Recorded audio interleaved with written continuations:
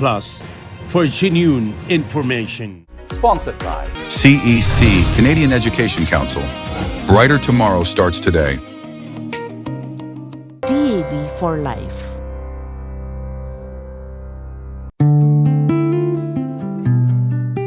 Info Plus for genuine information. Namaste and welcome to Info Plus. I'm your host Terai.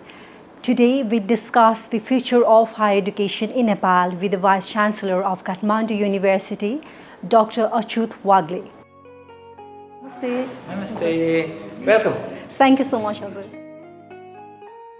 In Nepal's academic and economic landscape, Professor Achyut Wagle stands as a leading voice of insight and leadership.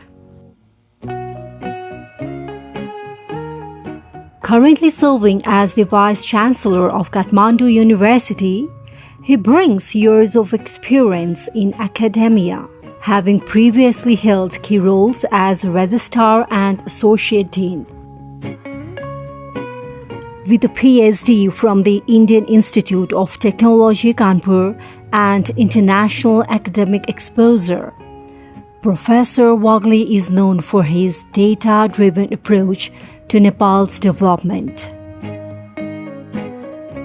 A respected columnist at the Kathmandu Post, he continues to bridge academia and policy making through impactful ideas.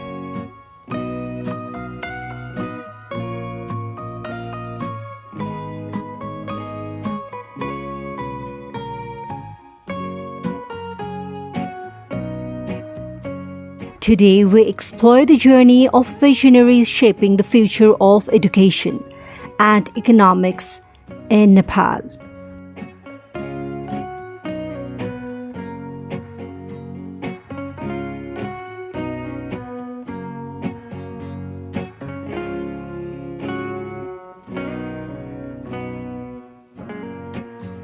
Info Plus for genuine information. This is Sir Namaste and Namaste. Welcome to the show Info Plus on Himalaya Television. Thank you so much. Could we start our conversation about your journey, how you got involved in this field and serving as a Vice-Chancellor of Kathmandu University? I think I don't have a very impressive story to talk about so far as my life journey is, but I studied in a government school and I was first introduced to English alphabet at the age of 10 when I was in grade 4, so to say. And then it continued. There was a point of time when I will sacrifice all my personal belongings, personal aspirations and serve the nation. At one point of time I thought politics could be my career. But in 2002, when I was serving advisor to the Prime Minister, I said I was not born for this kind of politics. On the hindsight, you can say that I had foreseen the present-day consequence at that time. If politics is not honest, if your life as a politician is not dedicated to the nation selflessly, not just to say, being selfless is a lot of practice about your own integrity, questioning to yourself. So then I continued my studies. I am a studious person, that much I can claim about. And the reason I switched to economics from literature was the puzzle, an unsolved puzzle, why there are so many economists, but people remain poor, economic problems are not solved. And then when I left everything, I decided to be a very dedicated teacher in academics. So I joined college to teach first and then Kathmandu University 10 years ago. And there is nothing so impressive about, but my only hope is that I can convince the younger generation this country is beautiful, this country has hope, This country has future, and this is one of the most beautiful, potentially happy country in the world. I'm telling this in my own experience of visiting about 60 countries of the world and many hundreds of cities. So it is not just about just claiming, it's my experience of being here. That's all, I think. That sounds very inspiring. Thank you so much. Kathmandu University is known for its innovation and quality education. Since taking up your role as the Vice-Chancellor of Kathmandu University, how have you been working to strengthen higher education, teaching, research, and overall academic quality here in Nepal? I am not abruptly into this Vice-Chancellorship. I was head of department in one of the departments under School of Management, then associate dean, then I served as nearly 2.5 years as a registrar of Kathmandu University, and then I have become Vice-Chancellor. So it is sort of an organic growth for me in this institution. Thanks to our founders and my predecessors as academic leaders in Kathmandu University, they have worked very hard to establish this institution as an institution of repute in higher education. When I joined in, I have said I have got 3 major goals. The first goal is to place this university within the 1,000 universities ranking in the world. At present, we are somewhere between 1,000 to 1,500. That's a big bracket, but that's my objective, and it's just been a year. I have taken over as Vice-Chancellor, and we are moving in very right direction. We are getting a lot of feedbacks and sort of recognition in that one. That's one. Second, I dream of Nepal having a higher education master plan. Whatever we are doing is fragmented. It's like either a cherry picking or a skating on a very thin ice. If somebody is saying we are speeding, that is like a skating on a very thin ice, which is very risky. So I want to contribute with our experience to frame a national higher education master plan. So it is the debate, like how many universities you actually need, how many higher education regulators you actually need, how many students that would be coming to join our higher education. If you look at the supply and demand dynamics of the students, how many graduates from grade 12 we are producing who are eligible to join our universities, and what is the region most talented of them, among them, are not joining our universities. Why are the parents who can afford to pay the fee of their kids for higher education in Nepal are paying that fee instead in some other countries? So that is my second kind of expectation, that we can create some kind of atmosphere here. And third, which is a very broad sounding vague-like question, yes, we are producing skilled people, knowledgeable people, employable people. We are awarding degree, but are we making them better humans? That's a bigger question today. If you can leave your parents in a second and go abroad, not to return to this country, if you can sing national anthem, but that does not go inside, and you're more inclined to leave the country than being in this country, love this country. So it's a bit vague, subjective kind of question, but Are you producing better humans? Is my another question. And fourth, maybe related to the third one, is we claim to have a very long civilization. You call it a Vedic civilization, Buddhist civilization, Jain civilization, or even Islamic civilization.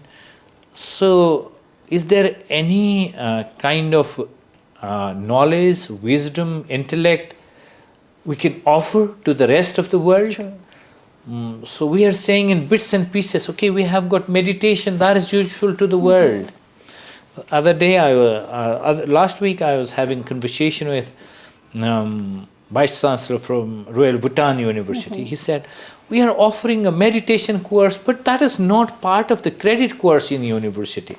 I said, why? Why can't it be a credit course? Why can't the people around the world come here to study Buddhism, meditation, yoga, Ayurveda, and so many good things about life. We have learned to be happy with the bare minimum of it. Our rishis and our great ancestors have taught it. They have taught us the lesson of integrity, morality, and the money, what kind of money you should touch and what kind of money you should not touch. It's not all about the profit. And the fifth, I think, having said everything of it, I'm very passionate about entrepreneurship, but not the entrepreneurship that is defined only in the West. If it's entrepreneurship, what is the degree of backward linkages? How, if you have got a small farm, how much of the raw materials, local raw materials you use for it, how many of local people you can employ, what you can actually produce and sell into the global market. So these are the 5 kind of agenda I'm working on it to encapsulate that in a single theme. I have said it that I want to make this university smart, resilient, and green. That addresses all other aspects of the climate change, the humanity, and the peace and the sustainability. That's my vision, and I'm working towards that. Sir, as I mentioned earlier, that you have already been able to visit 60 different countries. So what do you think our country is lacking in terms of education, and how we should be working on that? And during your tenure, what new things can we expect? Of course, we lack some of the high-sounding degrees to be introduced, like we don't have the astronomical physics, the quantum physics with the great laboratories, that we may be lacking. But we have created a very negative narrative about ourselves. Our doctors are capable of working in any international market. The success rate of Nepali doctors in USMLE is the highest. There is more than 1,000 doctors, Nepali doctors, who are employed by NHS in UK. You may be hearing about the stories about high demand of Nepali nurses everywhere in Israel, in the United Kingdom, in the US, in Australia. They are the highest earning lot. Our engineers are no less capable of it. So when we say that there are about 150,000 young students going abroad to study, means we have produced a very capable undergrads and grads of that number who can instantly get admission in any of the greatest universities. So, but back home, we are creating a narrative that our education system is gone, we are not producing the quality people. No, we are creating quality people. Only thing I want to repeat, we fail to make them better humans with patriotic feeling. And we cultivated wrong dreams in their minds that leaving this country is a solution to many things, and leaving this country would give them a better quality of life. So the quality of life may be defined in your own terms. If you can be here without putting your AC on, and having an AC in some other countries, okay, I have got an AC, so I have got a better quality of life is not the definition. If you don't need AC here, you don't need AC, so it is a better place to be in. So we have done a great job, but yes, the kind of quality education we are imparting right from the high school to university level in universal sense, in universal definition of quality education, we need to expand it. It has been only to a certain class of people where there is a huge amount of economic inequality persist in the society.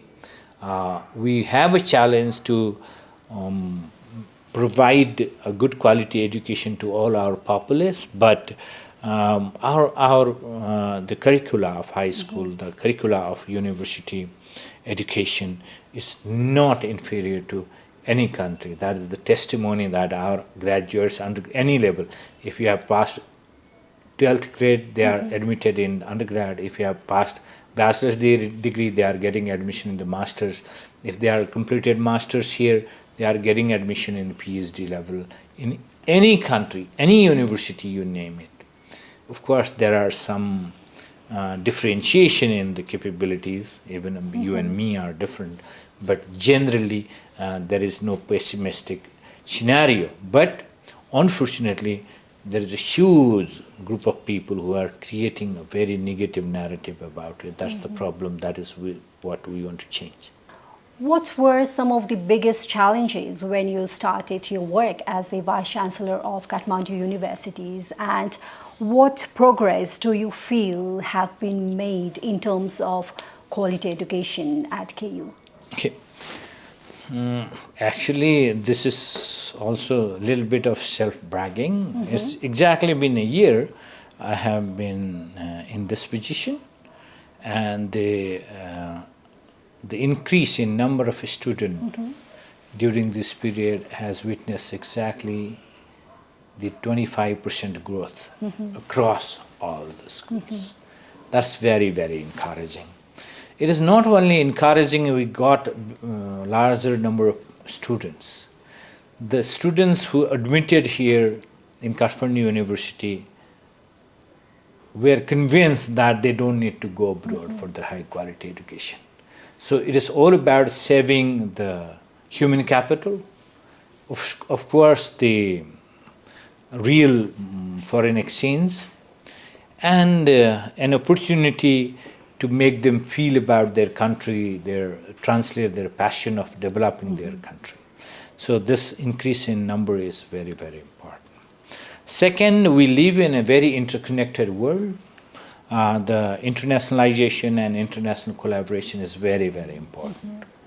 Very recently, Kathmandu University has taken over the secretariat of Himalayan University Consortium, a consortium of 107 universities of Hindu Kush Himalayas and the partner universities in Europe and UK.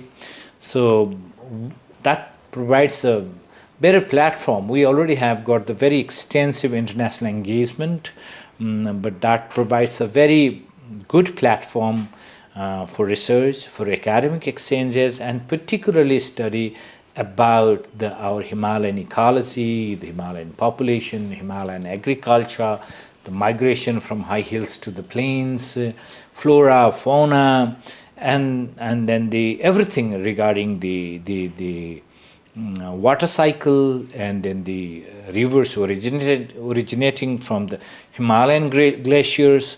So it is a great kind of opportunity we have started, and we are very happy that about 13-14% students of Kathmandu University are from other countries.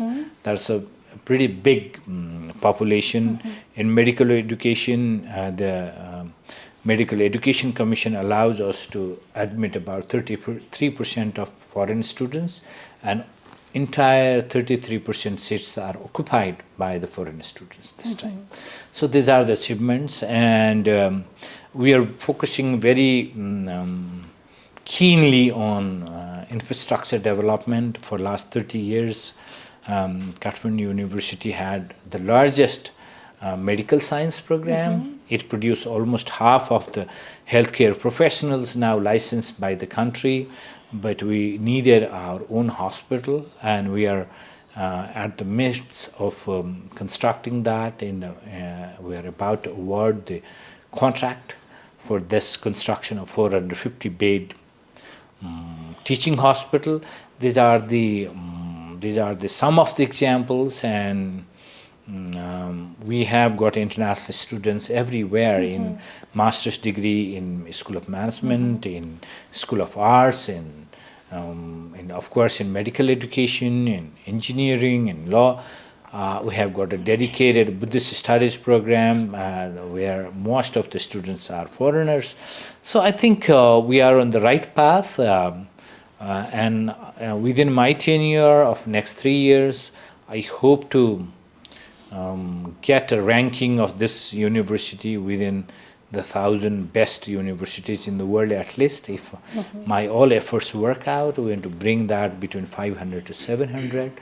So it will be, in true sense, not to just talk about, but in true sense, one of the best institutions in South Asia. So we can expect a lot of good things during your tenure at KU. This is a timely publication of exam result has been a biggest concern in many universities in Nepal. And how does KU ensure that both undergraduate and graduate results are released on time? And what systems are in place to maintain this schedule? This has never been a big issue for us, except during the COVID. Some of the medical degrees were delayed by about a semester due to COVID. Otherwise, we are a dot on calendar. We have a published date of 2 convocations in a year, not one convocation. That is December 10 and June 14. So the students do not need to wait. And very interesting, I tell you, 1 week ago, there was a troll against me by a medical student, and he thought he was being very harsh on me, saying that your university takes 2.5 months to publish the medical education exam results. And I took it as very positively. At the most, when people are angry, they can say that we are taking 2.5 months. That is the maximum, including the internship evaluation that have to come into system, and then the internship results, practical lab results combined. We are publishing results within 1.5 months in general cases. Sometimes for the affiliated colleges where there is a huge bulk of answer sheets to be checked, we publish it within 2 months, one month and 20 days or so. So we are dot on this, and I also would like to appreciate that we have already put things in practice. When the current government said you should follow a strict calendar, we have a very strict calendar. We publish our exam week in advance. In semester calendar. So we have no issue on that, and we are very perfect. Still, many students, many top students have been going to abroad for their further education. How do you think we can retain those top students in Nepal, and what more attractive programs are there to attract those kind of students locally and internationally? We are talking about a big ecosystem. It is not only about Kathmandu University.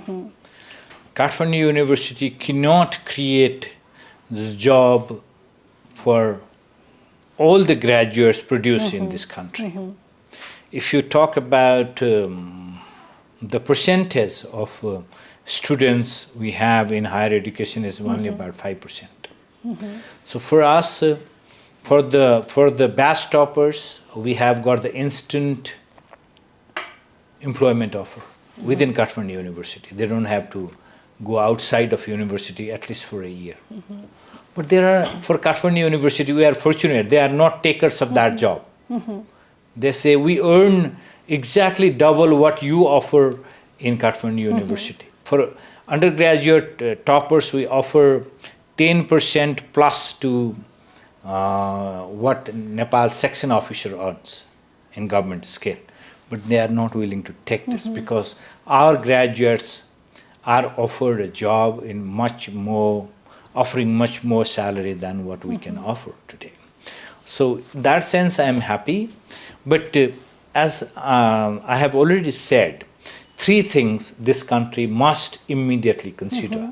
One, the higher education master plan for this country. Second, creating about the employment opportunities in diverse fields, in engineering, in production, in entrepreneurship, in self-employment, in small and medium enterprises, and everywhere possible. That is not the sole responsibility. We can contribute, but that's not the sole responsibility of Kathmandu University. That's the second part of the ecosystem. Third is the mindset. Somehow, wrongly or rightly, we put something very bad in the young brains that leaving this country is a solution to everything, which is not.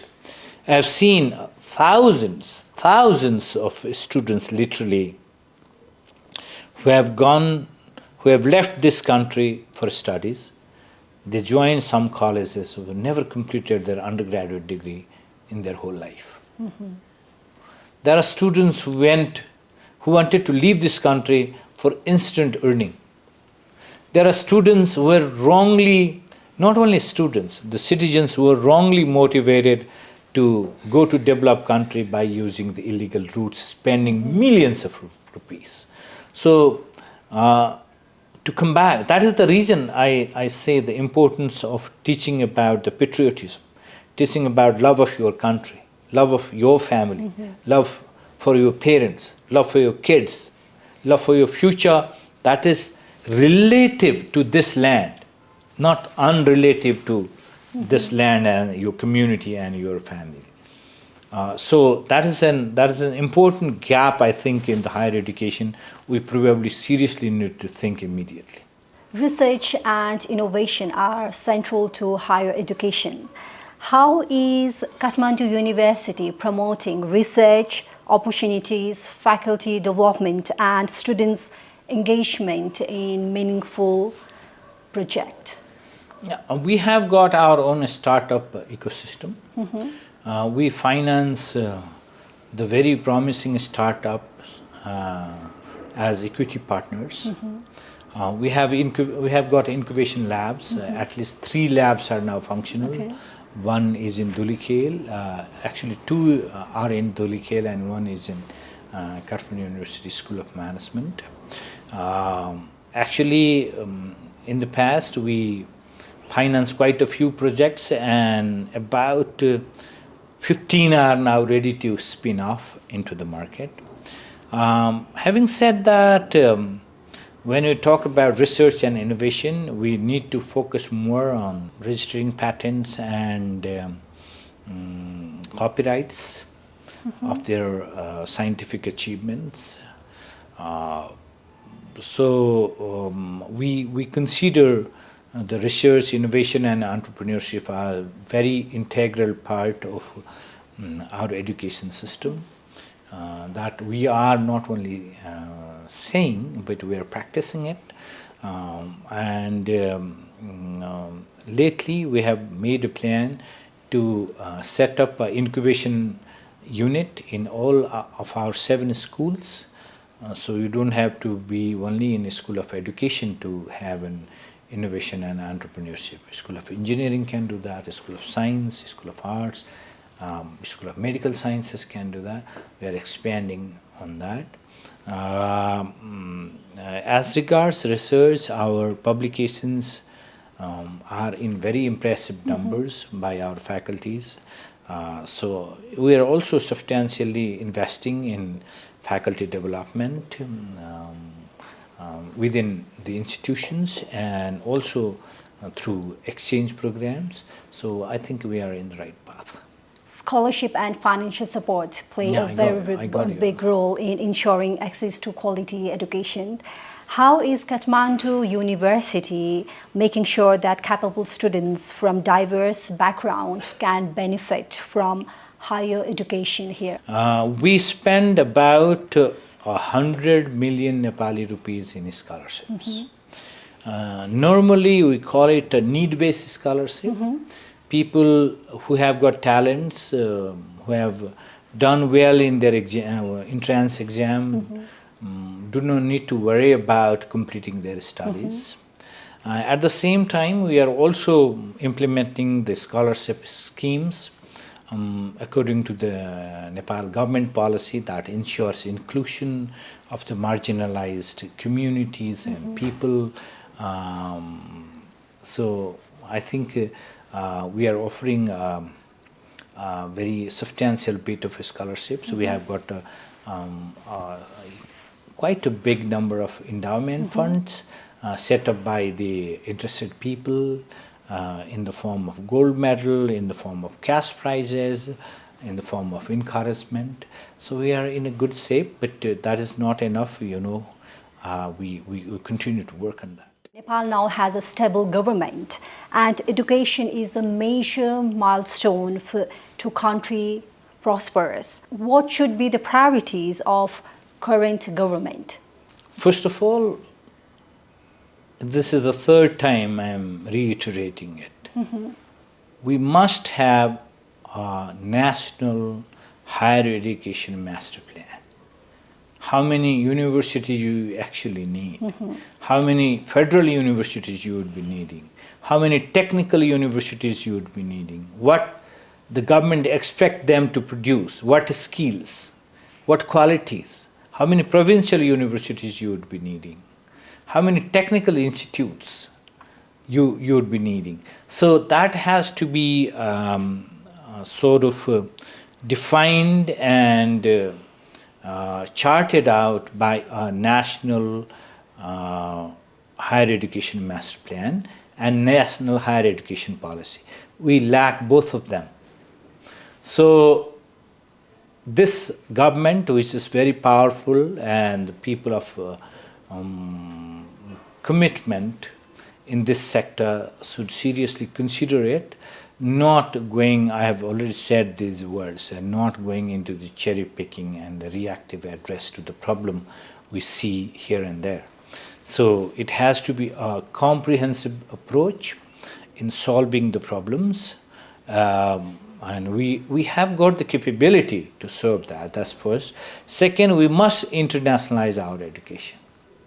We have got real prospect and having a very fantastic climate, capable people, and then the courses we would be teaching may not be of huge scientific importance, so to say, but they can be of humanistic importance. At present, I see we need more humanism than science. We don't probably need the biggest, fastest ballistic missiles developed by science, but the humanity that can feel the pain of killing people. So that is, Nepal is a place where we can offer higher education in this field. So second is internationalization. Third is the cross-fertilization of ideas. It's not about, criticizing that West is not good, East is not good. It is about the mixing of ideas, mixing of ideas, and that can serve to the better humanity for future. As we can see, many people saying that university and educational institutions shouldn't have a political appointment, as we see Nepal now have the potential to make country as educational hub. What's your remark on this? I fully agree on that, but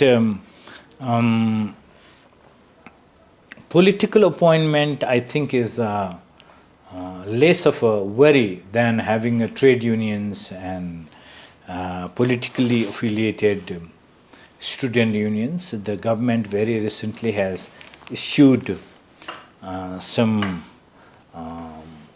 work plans to work on, but at times these are very tricky questions.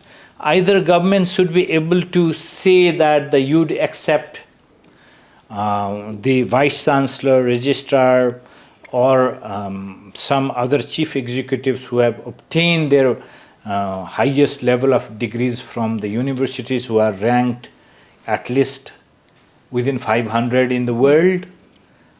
Otherwise, it is sometimes also humiliating. Like, if your law demands that you will be appointed by a certain political personality, say Prime Minister, and even to be appointed him cannot be a crime. Your degree earned through one of the reputed institutions of the world, higher education institution of the world, should not be tainted as a political appointment. So these are very tricky issues, but there should not be and must not be political disturbance. That is more important. That is more important, and I think we are going in the right direction with the new government in power. What do you think are the strengths of Nepalese educational system and room to improve to make our standard education to recognized globally? It is recognized globally. I said, if you have got the 12th grade passed student and willing to go abroad, everybody is getting instant admission. If I produce a bachelor's degree holder, they are getting instant admission in any universities. They are getting job. So there is no problem. But we are saying, we are criticizing ourselves. So that is the problem. We must change that. Second, we need to continue to improve our curriculum with the changing times. Like the AI has come like a big disruptive technology. In the past, internet came as like that. So we need, of course, we need to update, but we are in no way inferior in our curriculum system. At least I can vouch for that for Kathmandu University. We are at par with any university at the global level. It is not my claim. We have got about 300 plus collaboration agreement with the universities all over the world. Name any big university. This Harvard hackathon is now going on in our Tulikhel campus. So we have got the collaboration. When they come here, they appreciate our quality of education, our quality of teaching and learning system. Yes, there may be some limitations with regard to infrastructure, with regard to laboratories, with regard to access to the technology, but in general, we are at par. So my request would be not only looking into the global standards. So the most important question is, are we able to produce the manpower that is required for this national development? Do they understand this nation? Do they understand the problem of our society? And more importantly, are they willing to work for that? Or they want to run away for their own personal better life? So that sense of patriotism we need to inculcate, incorporate in our curriculum system and inculcate in the brains of the young people. That's all. Looking ahead, what are the most important reforms or policy needed to be changed to strengthen the higher education in Nepal? It is very simple. What support do you expect from the government on this regard? See, US, the UK, Australia did not establish so many universities to teach their own kids, own children. They wanted to commercialize education, export the education in the countries like ours. And their ambassadors come here looking for the students to take there. But we have failed in that count. So, first of all, we need to put higher education in the national priority, in policies. And we are there to implement, but we need a policy in that line. That is the first. And when it comes to policy, this is a country that does not have an IT park at this age. Can we have that? So that all the students we teach in IT can go practice, internship, set up businesses, invest and work. This is a country that does not have the provision of a student visa. Can you believe? We are so happy to go to Australia, UK as dependent of a student. But we don't even have a student visa. What is the problem? So second, policy change. Third, we also need to develop a curriculum that I have very frequently said is we need to orientalize our education.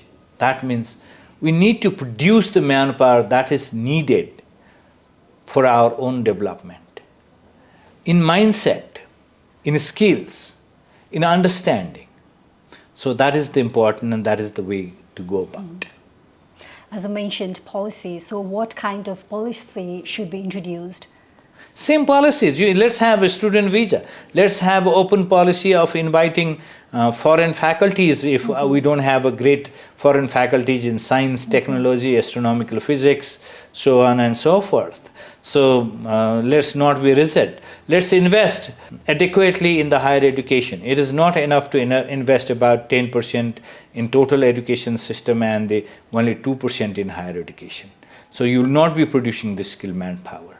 So we need to have some sort of policy to attract the foreign students. We don't need to much worry about our students have gone abroad. So if you can create an atmosphere of foreign students coming into this country, that will automatically compensate and it will help us to make our education system truly international. Finally, how do you see Kathmandu University's role in shaping the future of Nepalese higher education in the next 5 to 10 years?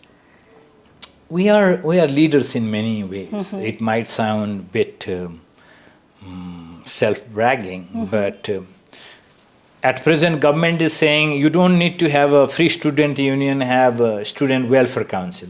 We have that practice for last 20 years, more than that. We don't have a politically affiliated students union, politically affiliated teachers union, politically affiliated staff unions. So we have got a strict academic calendar. So we can offer a lot of our experiences, skills and expertise to uplift the country's higher education system. Our parents are very committed. They trust us. Our students are very committed. Every time when there is an admission session, I get a call from parents. If Kathmandu University does not admit my kid, my child in this particular discipline, he or she is going abroad. That is the only alternative. So that is, in a very indirect sense, a compliment to me. And we are ready to not only keep up this tradition, but we are going to improve our curricula, we are teaching learning system with time, with technology, and with the market demand. VC sir, thank you so much for this insightful conversation. Namaste. Thank you. Hope I could answer some of your questions. Thank you.